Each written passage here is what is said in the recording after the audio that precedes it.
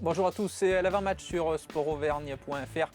Ce week-end, l'ASM accueille Brive pour le 95e derby de l'histoire. Le staff clermontois a dévoilé il y a quelques petites minutes la compo d'équipe qui sera alignée face aux Corésiens. Et pour décrypter cette compo d'équipe, nous accueillons Christophe Buron de la rédaction des sports. Bonjour Christophe. Bonjour Manu. On voit 7 changements par rapport à la semaine passée, l'équipe victorieuse de Grenoble la semaine passée. Forcément, il y a du changement parce qu'il y a ce match du tournoi destination et il y a des blessés également malheureusement. Il y a des blessés, il y a des doublons, il y a aussi des suspendus avec Fritzi qui a rejoint notre ami Victor Kolishvili donc dans la case des suspendus.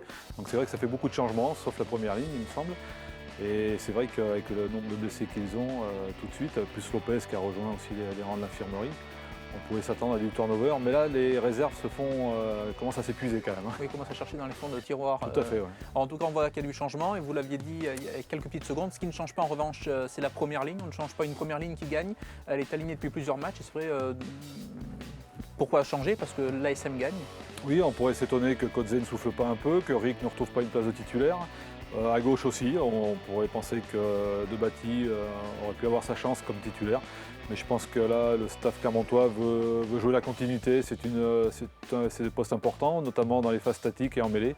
Donc il veut, tant que ça marche, oui, je pense qu'il continue sur cette dynamique. Ouais.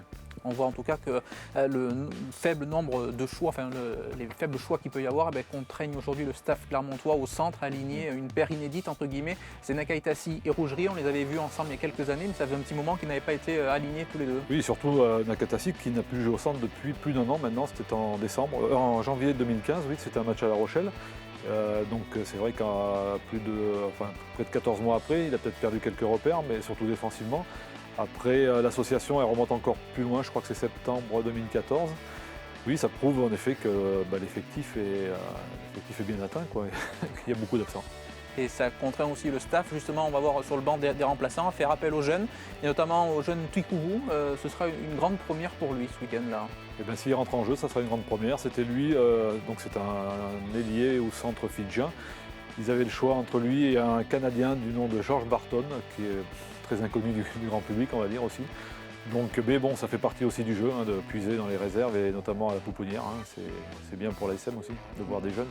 Ce qui serait bien pour eux, c'est que toutes les forces vives reviennent lors des prochaines semaines pour les échéances importantes qui se profilent. Merci beaucoup en tout cas Christophe d'avoir débriefé cette compo d'équipe avec nous et on se retrouve ce samedi pour l'après-match en compagnie de notre consultant Patrick Ladouce, le co-entraîneur de l'équipe de Cournon. A bientôt, bonne soirée, au revoir.